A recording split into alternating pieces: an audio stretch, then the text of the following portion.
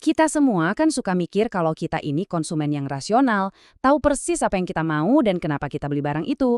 Tapi, gimana kalau saya bilang, sebagian besar keputusan kita itu sebenarnya didorong sama kekuatan yang bahkan gak kita sadari. Yuk kita bedah bareng-bareng pikiran kita sendiri.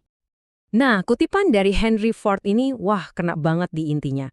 Ada jurang yang lebar banget antara apa yang orang bilang mereka mau dan apa yang sebetulnya mereka butuhkan. Dan inilah teka-teki yang mau kita coba pecahkan hari ini. Oke, kita mulai dari salah satu blunder pemasaran paling legendaris dalam sejarah. Sebuah cerita yang nunjukin betapa bahayanya kalau kita percaya gitu aja sama apa kata konsumen. Ini dia, kisah tentang New Coke. Kalau dilihat di atas kertas, apa yang dilakuin Coca-Cola ini udah bener banget. Mereka lihat data, ternyata Pepsi menang di tes rasa. Jadi mereka ngikutin proses yang kelihatannya sangat rasional dan berbasis data, yang harusnya sih menjamin kesuksesan. Mereka bikin produk yang rasanya lebih enak menurut riset. Simple kan? Logis banget. Dan mereka nggak main-main loh soal ini. Mereka keluarin duit $4 juta buat riset. $4 juta. Mereka tuh yakin seyakin-yakinnya kalau mereka udah nemuin resep rahasia buat merebut kembali pasar dari Pepsi. Datanya ada, produk unggulannya juga ada. Tapi yang terjadi justru kebalikannya. Bencana total. Publik marah besar, telepon pengaduan gak berhenti bunyi, dan cuma dalam 3 bulan, New Coke harus ditarik dari pasaran. Jadi apa dong yang salah? Kok bisa perusahaan segede itu dengan data selengkap itu gagalnya separah ini?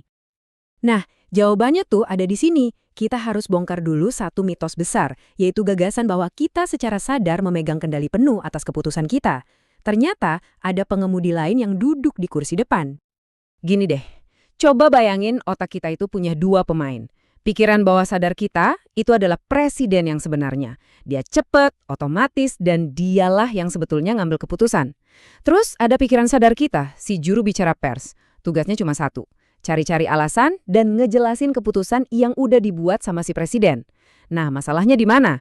Riset pasar tradisional itu cuma ngobrol sama si juru bicara, bukan sama presiden yang asli. Ada satu studi klasik yang nunjukin ini dengan jelas banget. Orang-orang disuruh milih stocking terbaik dari 4 pasang yang identik. Ya, identik. Tapi anehnya, 40% milih yang paling kanan.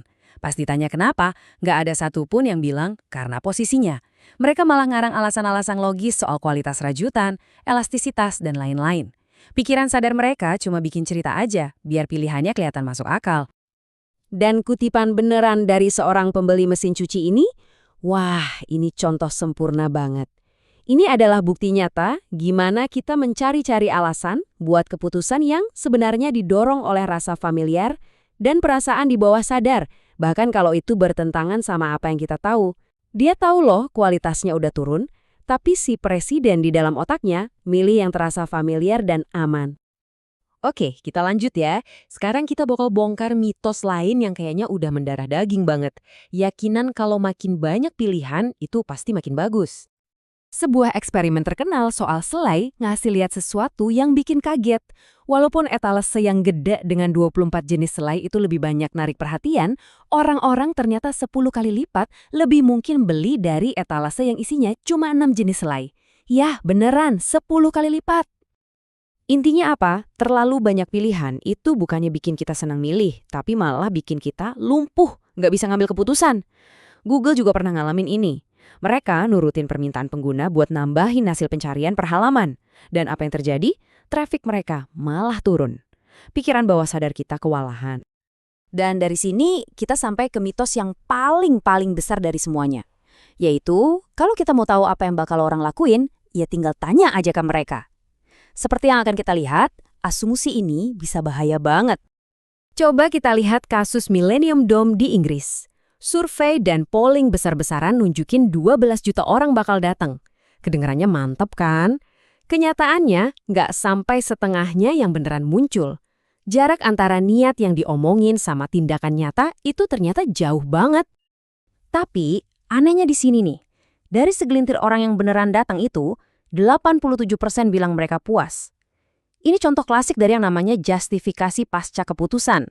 Begitu kita udah terlanjur berkomitmen sama sesuatu, otak kita tuh bakal kerja keras buat ngeyakinin diri sendiri kalau itu pilihan yang paling benar. Nggak peduli kenyataannya gimana.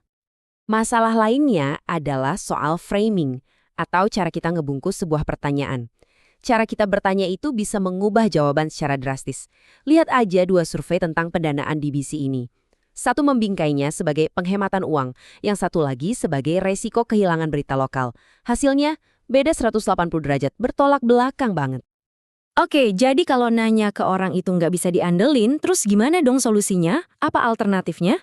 Jawabannya sebenarnya cukup simpel, tapi radikal. Jadi, ini dia solusinya. Berhenti bertanya. Mulai amati. Kebenaran itu bukan ada di jawaban survei yang abstrak, tapi di perilaku yang nyata. Apa yang orang lakuin dengan uang dan waktu mereka, itulah satu-satunya data yang nggak bisa bohong.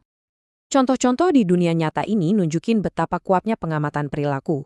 Suku cadang yang acak-acakan malah terasa kayak lagi berburu harta karun dan kejual lebih mahal. Bir paling laku diganti, penjualan tetap sama tapi untung naik. Pilihan menu online dikurangin dari 25 jadi 5, konversinya malah naik 20%. Hasil-hasil kayak gini tuh nggak bakal pernah bisa ditebak lewat survei biasa. Memahami kekuatan-kekuatan tersembunyi ini tuh bukan cuma buat para pemasar loh.